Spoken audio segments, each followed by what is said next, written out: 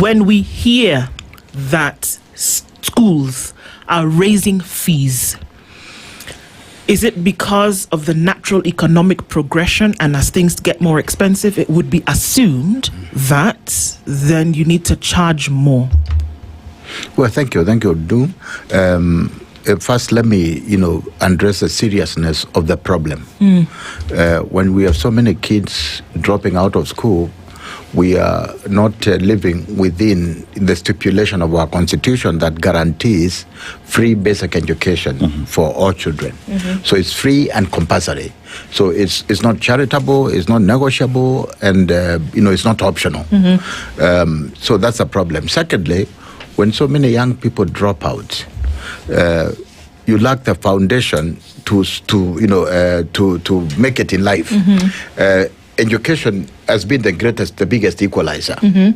For many of us who would not be where we are, or Combo, or a lot of us would not be where we were if it was not for education. So the moment we make it impossible for a lot of the poor to afford and to drop out, then we are making it, we first of all denying them not just a right, but the possibility of their own mobility.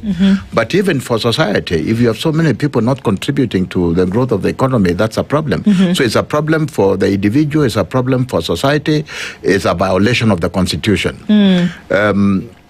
Now, talking about the fees, the increased fees, I happen to have been lucky in 2015, I chaired a task force. Yes, you did. On the harmonization of secondary school fees. Yes. And we are the ones who arrived at this magic of 53,000. Yes. For national schools. In fact, it was under your commission. Yes, it was. That the 53,000 shillings is what was prescribed. Exactly. And essentially then became the rule. It became the rule. Yeah. But remember, this became, that was okay then.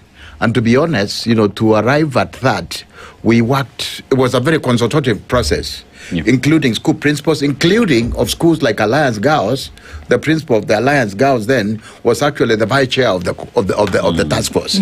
So basically, so really teachers were involved, and we all agreed that teachers unions like Socioni and others were in this commission, and we arrived at that on the basis of actual calculations. What does it actually take? But let's not forget that's how many years ago? Well, 2015 is almost 10 years. It's 11 years ago, actually. Yeah, so if you look at that, I'm not an economist, but I asked ChatGPT to help me on this. If you are paying 53,000 in 2014, what would it actually translate to today? There you go. And it comes to like 100,000. There you go. It comes to like 100,000. So let's also be realistic. I think we can't say 53,000, which was good in 2014, is good 12 years after. It doesn't make sense, given the inflation and the purchasing power that that changes with time. So already that is I am not excusing the principals of schools. I'm just trying to say, look at their position. Yep. Yeah, and the other problem is that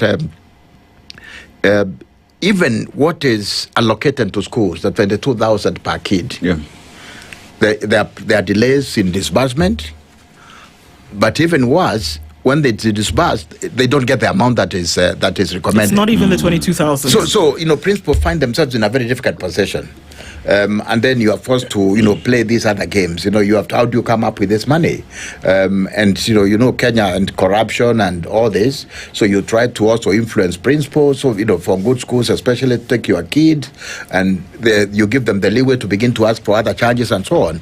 So, because the problem with Alliance was not just that it was 100,000, it was more than 120,000. So these are issues that we need to confront and appreciate, then ask questions about how can government come in a better way given the current reality. And secondly, how do you enforce what you prescribe to be the minimum that should be paid? Because part of the problem is not just that it has been said, it's not enforced.